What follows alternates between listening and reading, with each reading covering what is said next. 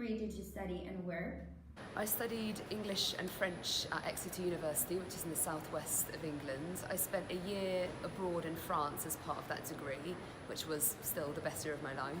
I would say the most important things that I learnt from that degree were things like analytical skills, being able to skim read, also writing and being able to tell stories and to understand the best questions to ask, the best ways to defend my points, and to make an argument. So it was a really worthwhile 4 years. I'd like to know, when did you realize you wanted to become a journalist?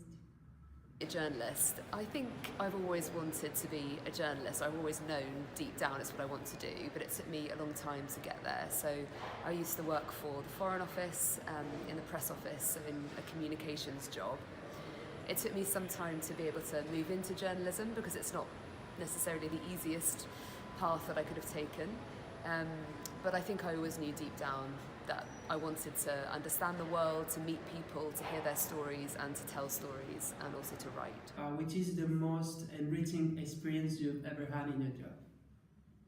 I think for me it's about the people, so it's about going into people's homes, often being kind of in their domestic setting or at their workplace, and really understanding what that person's routine is like, what makes them tick, meeting their family potentially, and just getting a sort of slice of life to illustrate a sort of wider point that I'm trying to make in that story. So I can think of many examples of times that I've been into people's homes in Kenya, in West Africa also, but that's often the most enriching experience. What is the most shocking situation you have ever experienced while working abroad? I think I rarely feel shocked when I'm actually there on the ground. It's usually when I come home and I'm editing or listening back to material or writing that I tend to sort of feel the repercussions, also fully understand and grasp what someone's told me. So if somebody's been through a really traumatic experience, when I'm there I'm just listening to what they're telling me and then sort of playing it back can sometimes be quite shocking. So that story in Zanzibar, for example, was quite difficult. Lots of sort of personal stories that were quite difficult about losing family members, really traumatic experiences that people have gone through. Yeah, that can sort of take its toll on me later on. What is it like to be a woman in your working environment? I think it's great. I think it gives you advantages that you might not have as a man. So women tend to open up to other women in many cultures, in most cultures I've found. It also gives you access to the family as a whole, so they might tell you things about their children and their lives.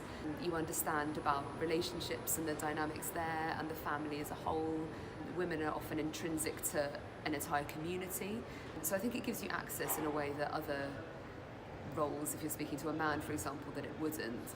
I think also when speaking to men, groups of men often, they sort of think of you as a bit of like a third gender, so you're neither like their women and you're neither like them as a man, but you're someone that's kind of come into their community and something that they don't really recognise, so that has its advantages as well. Jose? The first one is, could you tell us about the circumstances surrounding journalism and women empowerment in the Middle East? And the other one I would like to ask is that if you could interview any person, dead or alive, who would you interview, and please tell us why? Thanks. The Middle East. I know very little about it. I've spent a fair bit of time there, but I couldn't say I'm an expert in it at all. I think most of the women that I've met in the Middle East have been very formidable, very strong, very bright, culturally, politically engaged. So I think for the most part they're already empowered, but that's probably just some of the women that I've met there. Jose also asked the second question, which is, if you could interview anyone dead or alive, who would you interview? Which is a great question. My sort of people that I always want to speak to or hear from are journalists. So there's a journalist called Michael Burke, who I read his book when I was at university, and he was the reason why I wanted to be a journalist. It'd be great to meet him.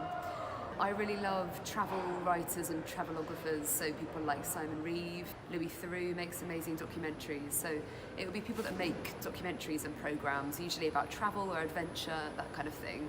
They're the kind of people I'd love to hear from. thank you very much for your questions. Massive shout out to Huge, who is amazing, and I hope he's also an amazing teacher to all of you. So thanks a lot.